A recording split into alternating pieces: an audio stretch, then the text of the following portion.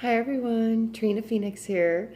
Thank you so much for being here. And this is 2.7 of the Divine Origins of Sophia and Healing the Earth, the Lost Wisdom Teachings of Jesus, Isis, and Mary Magdalene. And this is the book for those who want to see it.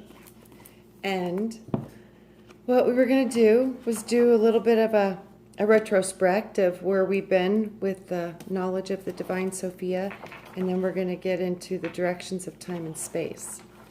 So, in retrospect, so how have we gotten so out of balance as a world? And how have our cultures become so toxic over the past 3,000 years? They have created such distortions and lies. And how can we ever find our way out of this enormous mess?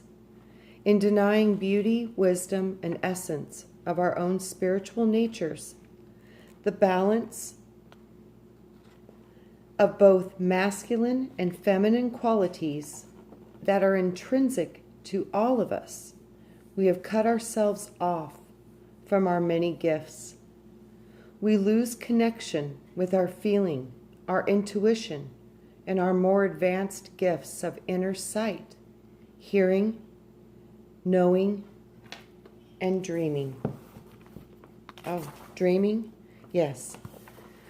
We become judges of our own inner natures, and we create stress and civil war within. We stop developing these positive spiritual gifts taught by the masters of wisdom. And this is something that Jesus reminds us when he says, "He who believes in me, the works that I do, he will do also. And greater works than these he will do, because I go to my Father." John 14:12. It is only through the heart that one can harmoniously blend these two worlds together and attain mastery. This failure to honor both polarities in a positive way is the primal wound of the vanishing age of Pisces, and it is the error that we will not repeat in the next age of Aquarius.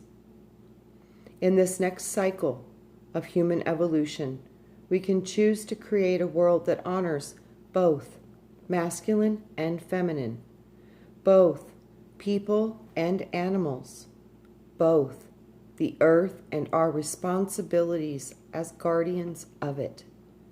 If we can remember to honor our roles as fully integrated human beings of Homo Luminous, or Earth Angels. Okay, and that ended on page 192. And then I'm going to page 204. So for those of you who are reading, so we're going to start on page 204, chapter 11. The directions of time and space. Mary said, "When the wind blows, listen. The Spirit is speaking.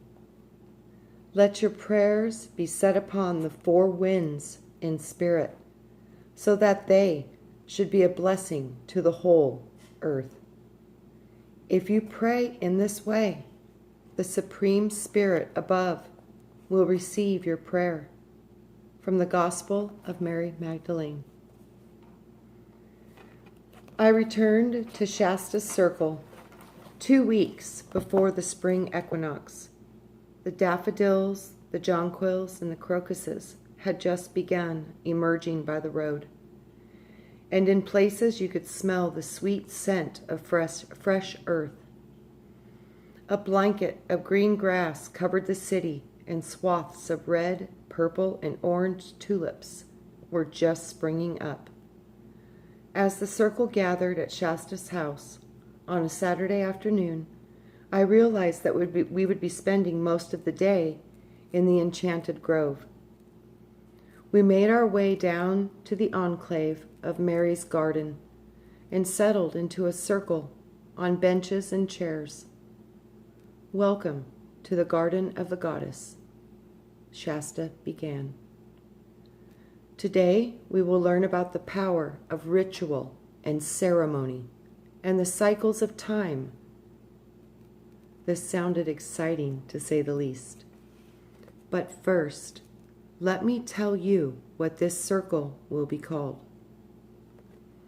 At the end of your studies, each of you will have the opportunity to become a member of the Fellowship of Isis, an ancient sisterhood of women who are the walkers between the worlds. Skywalker. We are those who learn to work with both the seen and the unseen realms. This society is connected to many great circles from our past, including the priestess of Isis and the priestess of Avalon, the Order of the Magdalene, the Sisterhood of the Shields, and the Native American Twisted Hair Societies, who have long been the record keepers of the Earth's history. She looked around the circle and at our astonished faces. The twisted hair lineage is linked to the writings of Carlos Castaneda, who was an initiate of this branch. Wow, this explained a lot. So the Native American teachings were linked to the Yaqui path of knowledge, or Yakaui, I don't know, Yakaui, path of knowledge, while these other groups had existed in cultures all over the world. However, each circle has its own name, so we will have ours. I have meditated on our name. It will be called the Serpent Gourd Woman Society. There was a moment of stunned silence as the group digested these words. Serpent Gourd Women Society? What could that possibly mean? Shasta must have seen the shocked look upon our faces, for she went on. You must each begin to look deeper than the surroundings and the surface if you are to understand the mysteries. You must begin to discern the hermetic significance behind these symbols. This took a moment to sink in. I tried to come up with what these symbols stood for. For the life of me, though, I couldn't think of anything spiritual about a gourd. I had just learned more about the meaning of the serpent, but I was still a bit ambivalent about it. After all, I had been inculcated with Christian theology, where the snake was synonymous with Satan. As usual, Shasta seemed to be reading my mind. Her eyes aligned on me as she began to speak. The gourd is the humblest vegetable on the earth, and like women everywhere, it comes in many different shapes and sizes. The gourd is not only a food, but it can be turned into a bowl, a water ladle, or even a rattle if it is dried properly. It is also a symbol for the great cosmic egg from which the universe is born. The Divine Mother pours forth these life-giving energies so that the worlds of creation can come into form. Throughout this year, we will be using the gourd rattles to rattle ourselves awake. She pointed to 2 large baskets at her feet and laughed. Was she laughing with us or at us? We all suddenly realized that the baskets were full of gourd rattles. Most of them were round, while others looked like willy, undulating snakes. The gourd is like the womb of the Mother Earth herself. It is round, fertile, and full of the mysteries of life. And like women, it comes in every shape and size. Several of us looked at one another, but we were too bewildered to speak. Okay, maybe the gourd was safe, I thought, but what about the serpent? Shasta smiled mischievously, as if she knew what I was to think.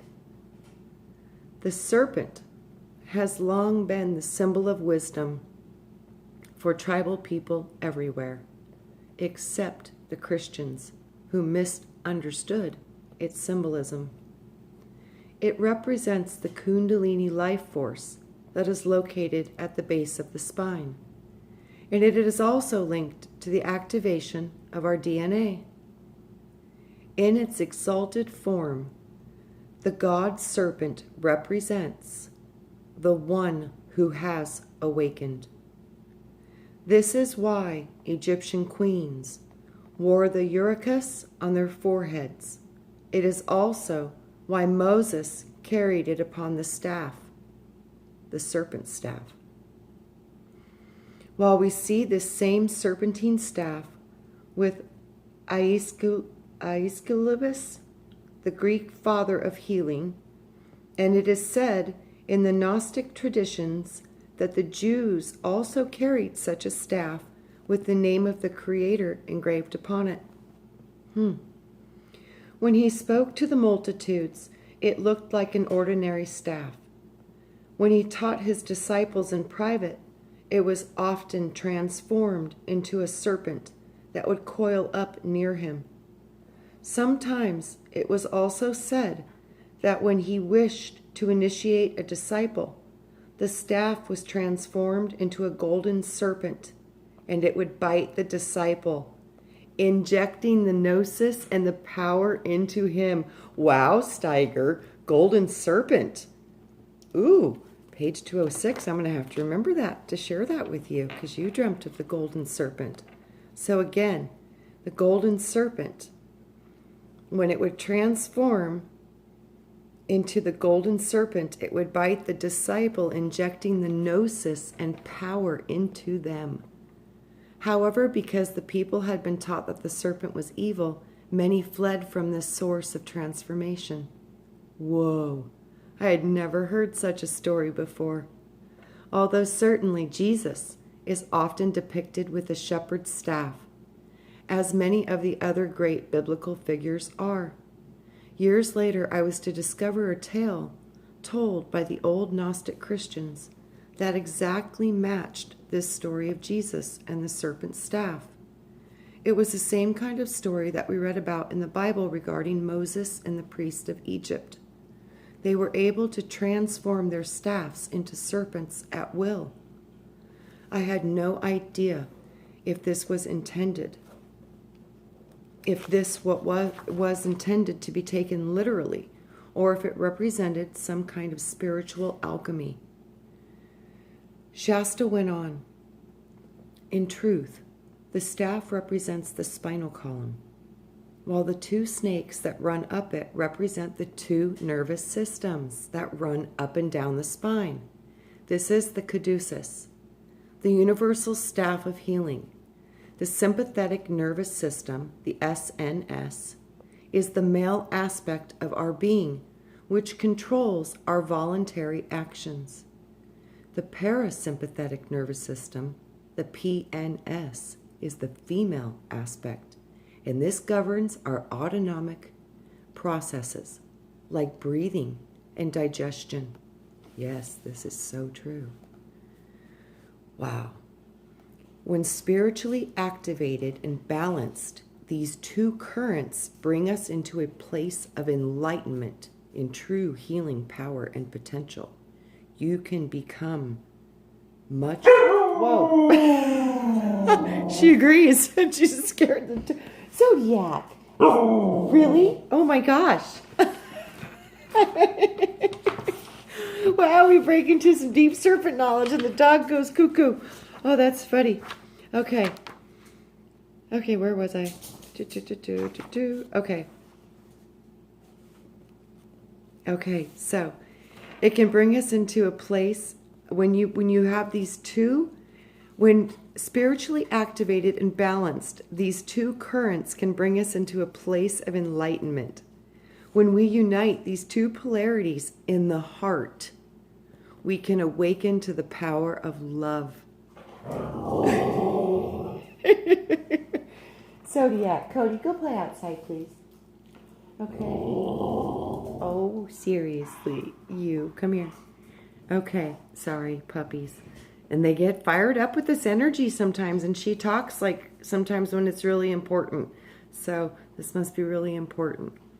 So let's do that again. So the sympathetic nervous system, the SNS, and the parasympathetic nervous, the PNS, is the female and male aspects that govern our spine. The parasympathetic is the female, controls digestion. The male is autonomic nervous system. So when these two are balanced, you come into a place of enlightenment. When you unite these polarities within the heart, you can awaken to the power of love. When we raise the serpentine energy into the center of the forehead, we activate the third eye, or inner sight. This is the Bindu point, directly linked with our ability to see into the subtle worlds. This allows us to finally lift the veils of the physical world and gaze into the inner realms. The serpent is also a symbol of wisdom and of spiritual transformation. This is why I have chosen this name for your group. You are now entering a process that will completely transform you. I took a deep breath, putting aside my ingrained conditioning and the fear of the serpent that I had learned since childhood. Everything Shasta said had made so much sense, but I too was conditioned by my past, and I needed to let these concepts in. Okay. All right, guys. I think I am going to start next with the sacred circle and the celebration of ritual, but I've got to deal with puppies and give them some food and some playtime so they will settle down.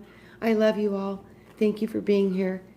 This is truly one of the most important things I think we can do as a collective, is learn about the sacred, hidden teachings of the divine feminine and the power that it holds, and how to balance the masculine and the feminine in our bodies.